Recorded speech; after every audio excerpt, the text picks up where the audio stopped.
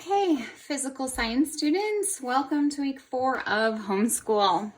So we've kind of been talking about elements and what atoms look like and the property, the subatomic particles within an atom, what an isotope is. We talked a little bit about ions and ionic compounds. Well, now we're really going to begin our discussion of the periodic table. The periodic table is ubiquitous in science. It's extremely important to the study of chemistry. It has a lot of information in it, not just in the squares of the elements themselves, but in how the periodic table is arranged. The way it's arranged tells us quite a lot about each element and is pretty important. So that's what we're studying now, is kind of the way the periodic table is arranged, what that means, and why that's important. So when people were discovering things about, the elements, were discovering that the elements existed and that they reacted in specific amounts with each other and why, and people were experimenting on this back in, the 1800s. Books always credit this man, Mendeleev, with kind of discovering the periodic law and kind of making the periodic table. Well, really, it was kind of a group of scientists that all figured it out. So the periodic law is the law that properties of elements repeat in a predictable way when atomic numbers are used to arrange elements into groups. So the periodic table is sort of the visual representation of the periodic law. What we've done is they've arranged elements by number and they've put them in this structure so that elements with similar chemical properties are all in the same groups. Okay, so the period of the periodic table is a row and a group is a column. So a period is a horizontal row, and I realize saying horizontal is redundant. And a group or a family, sometimes you hear them called families, is a column or a vertical column of the table. So the reason that we care about these is all elements of the same period have their electrons fall in the same energy level. All elements in the same group have similar valence electrons, and they have very, very similar chemical properties, which is why they're arranged in groups. So take some time and write down these definitions. And we're going to talk about the long form and the short form of the table. Okay, pictured here is the standard form of the periodic table. This is the way most books have it pictured, with the lanthanide and actinide series. This is the lanthanide series, these orange ones, and the actinide series, these purple ones, below the main body of the table. In case you need a periodic table to look at, this is ptable.com, and I'm going to share this with you. It is really, really a good resource for studying the periodic table. It has a ton of information in it. So what else you can look at here is we can see this is called the expanded form of the periodic table. So this has the lanthanides and actinides in the same places. So the reason why all of these elements are arranged like this is because these elements in this column, the orange ones, have very similar chemical properties, just like the yellow ones also have similar chemical properties, and so on. What happens is as your atoms increase in size, you get electrons. You have more electron in each level. You have more electrons in each level. So remember how the first one has 2, and the second one has 8, and the third one has 8. Well, the fourth one suddenly jumps to having 18. And that's something that you talk about in chemistry. But if we were to actually draw out the periodic table the way it should look like this. But for ease of kind of fitting it on a page and making it look better, they usually draw it with the lanthanide and actinide series below the periodic table. Okay, just to recap, the atomic number is synonymous with the number of protons in the nucleus of an atom of that element. And elements are arranged by increasing atomic number on our periodic table. So 1 is hydrogen, it has 1 proton. Then you go to 2 with helium, and so on. So each of these elements has 1 more proton in its nucleus than the element that precedes it, and 1 fewer than the element that follows it. So within a square, if we focus in here on carbon, we can see it has an atomic number of 6, a symbol of capital C, and an atomic mass down there at the bottom of 12.011.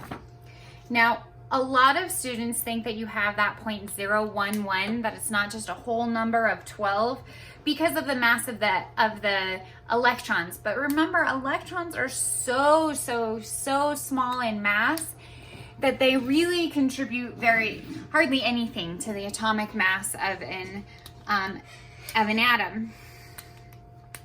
So what it actually is your atomic mass is a weighted average, and it weights the more common isotopes more than the less common isotopes. So what ends up happening is you have atomic mass as a value that depends on the distribution of an element's isotopes in nature and the masses of those isotopes. So last week we did a project on isotopes, and isotopes are atoms of an element that have different numbers of neutrons. So they have a different atomic mass. So normally we have, say, carbon 12, and its atomic mass is 12.000 AMU. Then we have carbon 13, which has a mass of 13.0033 AMU. So how they figure out that carbon has an atomic mass of 12.011 is carbon 12 occurs in random samples of carbon 98.9% of the time, and carbon 13 happens 1.1% of the time. So they would take this atomic mass of carbon and multiply it by the amount that it shows up in nature. So you have this value is equal to 12.000 AMU multiplied by its prevalence, which in this case, we change a percentage to a decimal, 0.9890, and we add that to carbon 13. Multiplied by its prevalence, which is as a decimal, 0.110. And if you work all of that out, so you multiply the atomic mass of this isotope by its prevalence, then you add to that the atomic mass of this isotope by its prevalence, and you get the atomic mass of your element, in this case 12.011. So the reason that they do this is if they just average the masses of the elements, the heavier elements would have a much bigger impact on the atomic mass, and it wouldn't actually be correct either. So to recap, an atomic mass and isotopes and weighted average, how they all relate is that the atomic mass is a weighted average of an element's isotopes. And weighted average are kind of like how your grades are calculated. So test grades are worth 70%, actually 60% in this class, and your homework is worth 40% of your grade at the end of the semester. So the test grades have more weight than the homework grades. So that's the same as in the atomic mass. The isotopes that are more prevalent have more weight in the average than the isotopes that are less prevalent. Okay, so in our periodic table, it's separated into metals, metalloids, and non-metals.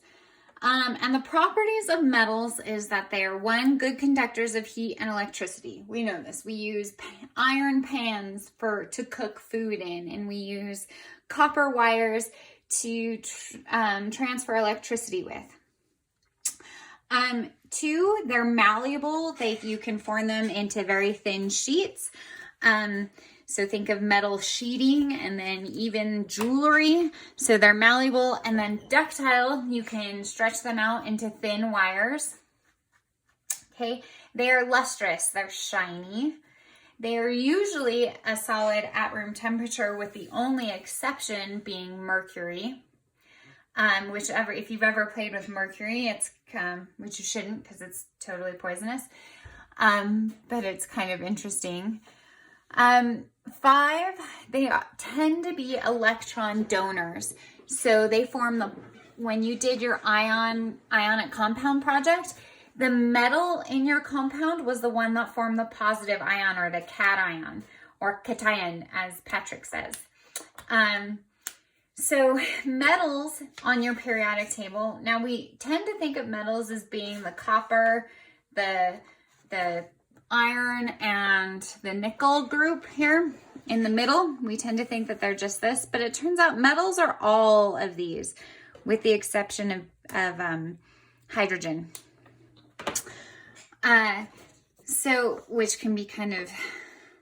Which is really a non-metal. Anyway, so you have this stair-stepping group here, and that's what separates your periodic table from metals and your non-metals. So your non-metals are up here on the upper right corner, and your metals are everything over here. And so then you have these metalloids, which are boron, silicon, germanium, arsenic, antimony, tellurium. And sometimes polonium and astatine are classified as metalloids. It kind of depends. They kind of behave as metalloids, and sometimes they behave as non-metals, or polonium will sometimes behave as a metal. Anyway, but they're so high up there, and a lot of time, and they're so rare that we don't have the best handle on exactly what their chemical properties are. Anyway, so make sure you label your periodic table with metals on this side, non-metals over here, and your metalloids coming down the middle. Now, the difference between non-metals and metals is that non-metals are poor conductors of heat and electricity. They're brittle, and they are electron acceptors. So they accept electrons and become the negative ion in your ionic compounds. Now, metalloids can have properties of a metal and non-metal. So they're definitely in between. They have properties of both. Okay, so a valence electron is an electron that's in the highest occupied energy level of an atom.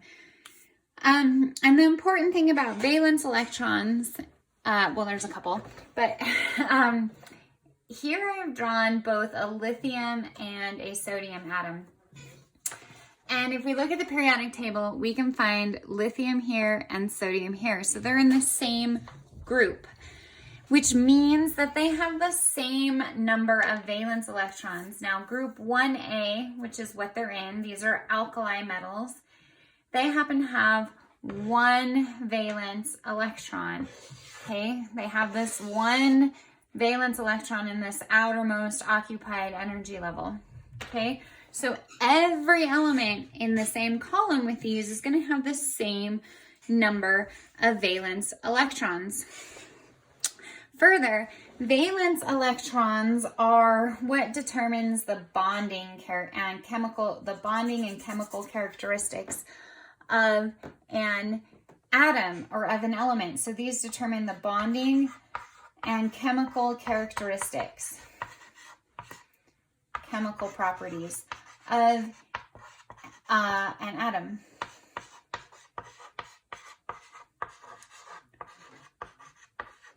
I don't know if you can read that sideways.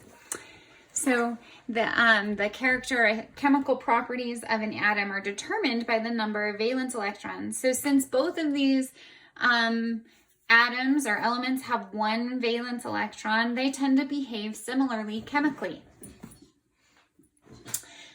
So now we're going to talk about the different groups on the periodic table. I think I'm going to show you some interesting elements from within them and kind of a little bit about each group. So Group 1A, well, first of all, you're going to notice some differences in the numbering of groups. So they've kind of gone to this 1 through 18. It's still kind of more convenient to call this 1A. This is 2A. This is actually 3A, 4A, 5A, 6A, 7A, and 8A. You're going to see both systems. It's nice to call these by their 1A, 2A, 3A names because that corresponds to the number of valence electrons that they have. So column 1A are these alkali metals, column 1, okay, lithium, sodium, potassium, rubidium, cesium, and francium. So sodium is obviously 1/2 of the compound sodium chloride, which is salt, or table salt. And all of these metals are highly reactive in water. So if we watch this first one, so this is when we put lithium in water. This is what happens. Okay, so it goes around and fizzes. It makes lithium hydroxide, which is what he's talking about, which is a base. Okay. This is a reaction with sodium. You can actually see that it's becoming flames, and it's fizzing around, and it's a much more vigorous reaction. There's a lot of gas being produced. It's also producing a base, sodium hydroxide. Sodium hydroxide is a strong base, and so it's fizzing around and creates more. And then in a minute, we're going to look at the potassium. This is the potassium reacting with water.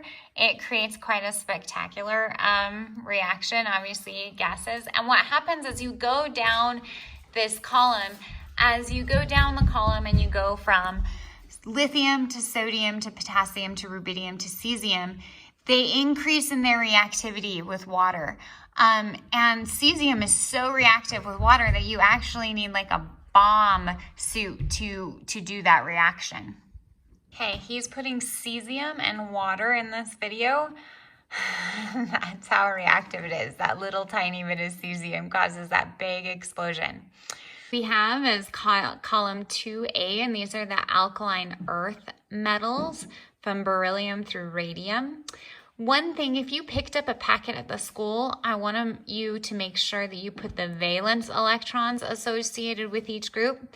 So the valence electrons of group 2A is 2. They always have 2 valence electrons, 2 electrons in their outermost energy level. Some important elements in this group, I don't know if you can see that, but magnesium and calcium. Obviously, we need both of those elements in our bodies, calcium for our bones. So those are some common elements that are important. The next group that we discuss is kind of the boron group, but this is column 3A. And the most important element in this group is aluminum. Aluminum is the most abundant metal on Earth. So all of the elements in this group have 3 valence electrons. Next, we have the carbon group, and this is group 4A. So they have 4 valence electrons. Carbon is obviously all over in our bodies, and silicon is increasingly important to, say, computers and your cell phones. So we need both of those elements. Silicon is the second most abundant element in the Earth's crust because it forms part of silicon dioxide. Group 5A is the nitrogen group, and they have 5 valence electrons. Nitrogen and phosphorus are both important elements in fertilizers. Then you have column 6A. Sometimes you hear them called the chalcogens, although not very often. These have 6 valence electrons. The important ones are oxygen and sulfur. Oxygen and sulfur combine with hydrogen to make sulfuric acid. Additionally, oxygen is obviously incredibly important to our lives. It's also the most abundant element in the Earth's crust, and it forms part of ozone. So these would have 6 valence electrons. Then we get to the halogens, and this is group 7A. And these elements have 7 valence electrons. Chlorine is the other part of table salt, sodium chloride. All of these elements are extremely reactive. In this video, this man is putting pure fluorine gas on some charcoal briquettes, and it makes that huge fire. The fluorine is so reactive that when I looked up a picture of its reactivity, one of the images said the element from hell, because it's just so highly reactive and dangerous. So after that, we have the noble gases, and this is column 8A. So they have 8 valence electrons. Okay, and these gases are called noble gases, or sometimes inert gases, because they don't react with anything. They're highly, highly unreactive. So because they have fulfilled valence electron levels, outer valence electron shells, they tend to not react with anything. So actually, like, cesium is stored in glass vials that are also then filled with a noble gas to kind of keep it from reacting with the air.